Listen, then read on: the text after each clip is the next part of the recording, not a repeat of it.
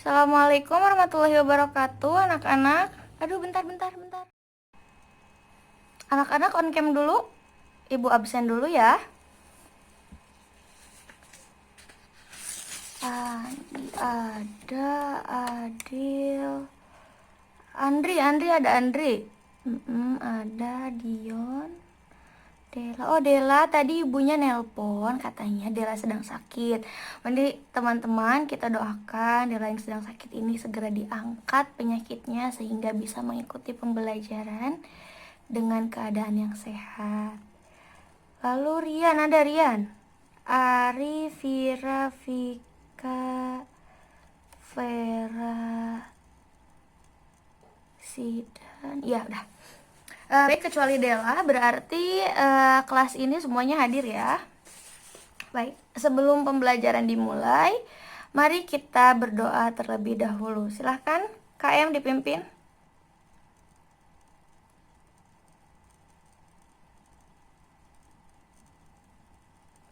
Ya, teman-teman, adik-adikku, anak-anakku kelas 10 IPS 1, dalam pembelajaran fikih kali ini di semester kedua kita sudah menginjak ke bab 2, yakni mengenai perekonomian dalam Islam. Nah, dalam bab ini sebenarnya sangat banyak subbab yang akan dibahas sehingga kita akan membagi bab ini menjadi 4 untuk dibahas dalam 4 pertemuan. Nah, untuk pertemuan sekarang kita akan bahas 3 subbab mengenai jual beli, khiyar, dan musyaqqah. Kalau nggak salah musyaqqah ya yang ketiga, kita lihat. Ada khiyar dan ya betul, ada musyaqqah, muzara'ah, dan mukhabarah. Nah, yang kita akan bahas dari subbab C itu musaqqahnya saja. Nanti sisanya kita lanjutkan di minggu depan. Nah, yang pertama, jangan dulu baca buku anak-anak. Coba siapa yang sudah ada gambaran sedikit, meskipun sedikit, mengenai jual beli nih? Kalian harusnya sudah tidak perlu berpikir lagi jual beli itu apa. Setiap hari kan kalian selalu jual beli dengan mang-mang cilok, mang-mang bakso ikan. Coba, apa itu jual beli? Coba, Andri.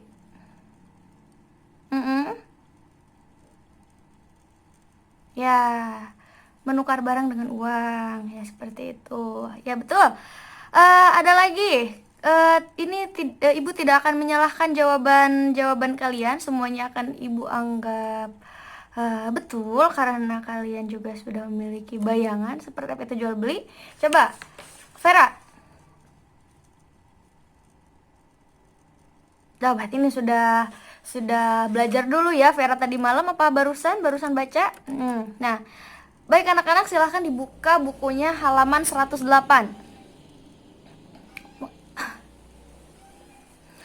Nah, di sini disebutkan bahwa jual beli adalah transaksi tukar menukar barang atau harta yang mengakibatkan pemindahan kepemilikan sesuai dengan syarat dan rukun tertentu. Nah, dalam Islam ada dasarnya, bahkan jual beli yang kita sering praktikkan setiap hari, setiap saat, itu ada dasar hukumnya dalam Al-Quran. Yang mana coba? Ada yang tahu? Nah, di situ ada ya. Dalam surat Al-Baqarah, surat kedua, ayat 275. Bagaimana? Coba dibaca. Adil? Wa halallahu al-bai'a wa harrama riba. Nah, Allah itu telah menghalalkan jual beli dan mengharamkan riba. Nah, itu. Jadi itu hukumnya bahwa hukum dasar jual beli itu adalah mubah. Jadi diperbolehkan seperti itu. Nah, yang selanjutnya ada rukun. Rukun jual beli. Nah, rukun jual beli itu apa sih rukun? Rukun itu apa sih, teman-teman? Nah, rukun itu adalah suatu yang mesti ada, komponen-komponen yang seharusnya ada dalam sesuatu. Misalkan dalam jual beli ini berarti sesuatu komponen-komponen yang mesti ada dalam transaksi jual beli. Nah, apa saja? Yang pertama, coba lihat di situ ada di buku. Harus ada pembeli. Oh, jangan dulu pembeli. Maaf. Sebelum ada yang ngebeli harus ada yang jual, harus ada penjualnya dulu. Lalu harus ada pembeli. kemudian ada barang yang diperjualbelikan, lalu ada alat tukar atau yang lazim saat ini digunakan adalah uang. Yang selanjutnya, yang terakhir, nah ini sering di skip adanya lafaz jual beli atau ijab qabul, jual beli seperti itu. Misalkan kalau misalkan di Sunda kita bisa menyebutnya seperti ngahaturkeun teh mangga nampi, nah seperti itu. Nah, selanjutnya ada syarat barang yang diperjualbelikan. Yang pertama itu suci, bukan najis. Yang kedua itu barangnya bermanfaat. Yang ketiga, barang itu milik sendiri atau milik si penjual, atau yang sudah diamanahkan kepada penjual. Misalkan barang itu milik saya, tapi saya menitipkan kepada si A, si Fulan untuk dijual. Nah, seperti itu bisa, boleh. Yang selanjutnya, barang itu dapat diserah terima kepemilikannya. Jadi barangnya sudah ada gitu. Jadi jangan sampai menjual buah-buahan yang masih di pohon, belum dikilo, nah, seperti itu. Nah, diperjelas juga dengan syarat yang kelima, barang itu dapat diketahui jenis, ukuran, sifat, dan kadarnya. Nah, jadi jangan menjual ikan yang masih di kolam, jangan menjual janin hewan yang masih di kandungan, seperti itu. Nah, selanjutnya, syarat-syarat penjual dan pembeli ini sangat umum, seperti balik, berakal, seperti itu, dan jual beli tersebut dilakukan atas dasar kemauannya sendiri. Nah, selanjutnya ada jual beli yang terlarang. Sambil dicatat ya anak-anak, sambil dicatat. Tidak ada yang boleh mematikan kamera kecuali izin ke kamar mandi ya. Nah, selanjutnya jual beli yang sah tapi terlarang. Ada jual beli yang harganya di atas atau di bawah pasar dengan cara menghadang penjual sebelum tiba di pasar. Nah, jadi menjual barang terlalu mahal atau terlalu murah, nah seperti itu. Itu sah, hanya saja terlarang seperti itu. Lalu membeli barang yang sudah dibeli atau dalam proses tawar-menawar. Nah, sudah dipegang sama orang lain, sedang tawar-menawar, tiba-tiba ditikung, sini saya beli, langsung dikasih uangnya. Nah, itu tidak boleh. Sah, hanya saja terlarang.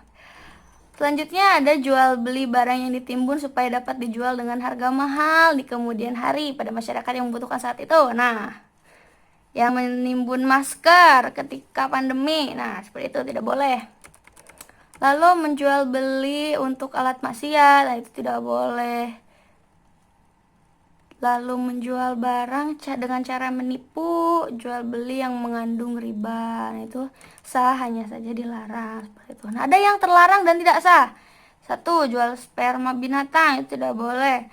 Menjual anak ternak yang masih dalam kandungan induknya, oh ini bahkan tidak sah dan terlarang. Menjual belikan barang yang baru dibeli sebelum diserah terimakan kepada pembelinya. Lalu terakhir, menjual buahan yang belum nyata buahnya, itu tidak memenuhi syarat barang yang akan diperjualbelikan. Nah, selanjutnya ada khiyar. Khiyar itu apa? Nah, coba Ari baca.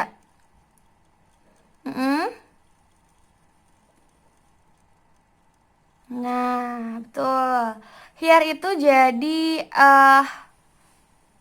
waktu, kesempatan untuk berpikir melanjutkan transaksi atau membatalkannya, seperti itu. Nah, ada 3 jenis khiyar. Yang pertama khiyar majelis, jadi mempertimbangkannya masih di tempat yang sama, masih dalam satu majelis dengan antara pembeli dengan penjual.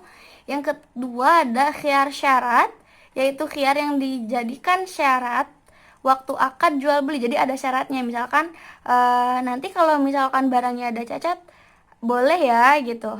Kalau misalkan dalam 3 hari boleh ya kak gitu. Nanti misalkan berubah pikiran atau tidak cukup ukurannya dan lain sebagainya, boleh ya. Nah, jadi ada dulu dia ada ketentuan. Jadi ada kesepakatan ketika transaksi, seperti itu. Yang ketiga ada khiyar aibi. Jadi jika terbukti cacat itu boleh ditukarkan. Nah, itu khiyar. Yang terakhir ada musaqah. Nah, musaqah ini merupakan kerjasama antara pemilik kebun atau tanaman dan pengelola atau penggarap untuk memelihara dan merawat kebun atau tanaman dengan perjanjian bagi hasil yang jumlahnya menurut kesepakatan bersama, dan perjanjian itu disebut dalam akad. Nah, hukum musyakoh itu boleh mubah. Nah, rukunnya pasti ya sama, ada pemilik lahan, ada penggarap, ada lahan, ada hasil, seperti itu. Terus waktunya juga ditentukan, misalkan waktunya dalam 1 kali panen, seperti itu. Nah, terus ada akad juga untuk menentukan pembagian hasil, seperti itu. Nah, kalau misalkan musakoh itu lahan dan tanaman itu milik si pemilik kebun, pemilik tanah. Jadi si penggarap benar-benar hanya menggarapnya saja, seperti itu. Hanya untuk menggarap, memelihara sampai di waktu panen, atau dalam terserah nanti di akadnya seperti apa, apakah dalam 1 tahun atau dalam 2 kali panen atau 1 kali panen. Nah, seperti itu. Begitupun dalam bagi hasilnya, kalau misalkan ternyata si pemilik kebun sangat dermawan dan memiliki kebun yang sangat luas, bisa saja lebih banyak ke si penggarap, atau misalkan 50-50 karena bibit dan lahannya milik si pemilik lahan, seperti itu. Penggarap hanya benar-benar hanya melihara saja, seperti itu. Nah, adik-adik, anak-anakku tersayang, tercinta, silahkan dari 3 bahasan ini kalian buat review, buat rangkuman mengenai yang sudah Ibu jelaskan, lalu serahkan di Google Classroom, seperti itu. Baik, sebelum menyerahkan review, sebelum ditulis, coba Dion baca review yang sudah kamu buat, catatan selama pembelajaran barusan. Ya, Dion?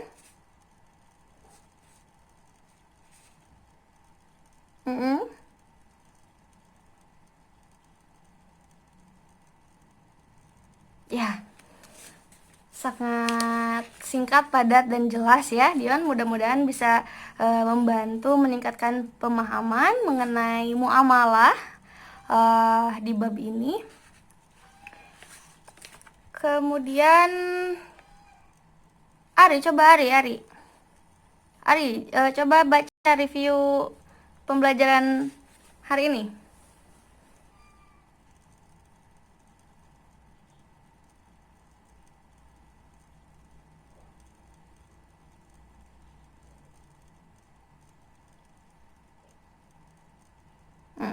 Ya, betul. Nah, anak-anakku, pembelajaran untuk pertemuan kali ini, pembelajaran online kali ini melalui Google Classmeet, Ibu akhiri sampai di sini dulu. Mudah-mudahan yang kita bahas hari ini dapat bermanfaat untuk kalian semua, untuk hari ini dan untuk kemudian hari. Ya, sebelum kita tutup, mari membaca doa setelah belajar. Alhamdulillahirrabbilalamin, subhanakallahumma bihamdika, asyhadu an la ilaha illa anta, astaghfiruka wa atubu ilaik. Ya, hasbunallahu wa ni'mal wakil. Wassalamualaikum warahmatullahi wabarakatuh. Ya, silahkan anak-anak keluar. Ibu akan mengajar kelas selanjutnya. Ya, silahkan. Ya, bye. Salam untuk kedua orang tuanya di rumah. Dah, sehat selalu. Ya.